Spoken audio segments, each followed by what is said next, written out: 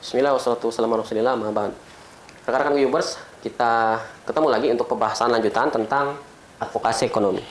Jadi, kenapa sih disebut advokasi ekonomi? Ya, bisa-bisanya ekonomi kemudian dilekatkan kata advokasi. Jadi, di ekonomi riba hari ini, kita sadari bahwa kumpulan uang itu mendominasi. Ya, jadi kumpulan uang menunggangi, ya, memperdaya orang-orang.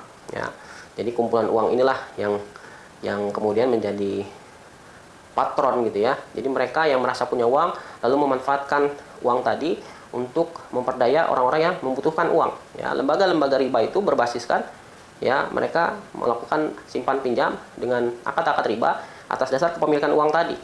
Ya. Jadi seolah-olah uang menjadi segalanya. Uang menjadi ya sesuatu yang utama. Nah, itulah yang terjadi sekarang. Kita tidak bersama uang, maka kita harus bersama orang-orang. Karena itulah kemudian disebut dengan advokasi. Karena kita satu dan yang lain harus punya kesadaran yang sama, harus saling bahu-membahu, harus mau bersinergi untuk ya melakukan upaya pembelaan, melakukan upaya pemberdayaan terhadap upaya-upaya ya yang tadi dilakukan kumpulan uang, memanfaatkan situasi dari ketidakpunyaan kita. Ya, jadi itulah kenapa disebut advokasi ekonomi.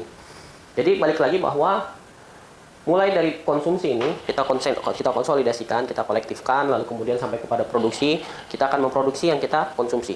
Dan tentu kemudian kita akan mengkonsumsi yang kita produksi. Ingat dan camkan ini baik-baik. Kita adalah jamaah di tempat kita berbelanja, ya. Jadi doktrin ini sangat penting. Jangan sampai uang belanja kita yang cuman itu-itunya kemudian ya berceceran kemana-mana. Ingat teman-teman bahwa uang belanja yang kita ya transaksikan itu kepada pihak-pihak ya penjual yang tidak memiliki hubungan langsung terhadap kegiatan pemberdayaan, itu pada akhirnya hanya menjadi keuntungan mereka saja, hanya sekedar jual beli belaka. Kita mau dalam advokasi ekonomi, belanja kita adalah jalan pemberdayaan kita, ya. Jadi belanja berdaya, belanja lalu kemudian hutangnya dilunasi, belanja kemudian biaya sekolah dibayari, gitu ya. Dengan belanja kegiatan pendidikan tidak perlu bayar, dengan belanja ya kemudian layanan kesehatan gratis dan seterusnya. Jadi belanja berdaya ini yang menjadi kunci utama dari pemberdayaan yang sekarang kita bangun dalam ekosistem anti riba, ya. Jadi entry ekosistem anti riba, ya. Jadi ekosistem anti riba atau entry ini akan kita buat di seluruh wilayah karena memang basisnya harus kewilayahan supaya mobilisasi sumber daya menjadi lebih mudah, ya. Jadi ketika sudah berbasis kewilayahan, maka upaya untuk mengkonsolidasi konsumsi akan menjadi lebih mudah. Ya, karena kesadaran itu seringkali kalah oleh ya katakanlah rutinitas, oleh realita jarak yang berjauhan, ya. Jadi sekarang kita sudah mulai mengacu kepada wilayah-wilayah di mana ketika nanti berdekatan maka untuk mobilisasi ya produk itu menjadi lebih mudah, gitu ya. Dan sekarang kita sudah punya ya sedang penjajakan dan rasanya sudah akan mendekati ya untuk dealnya gitu ya dengan PT Pos untuk distribusi nih, Pos Indonesia.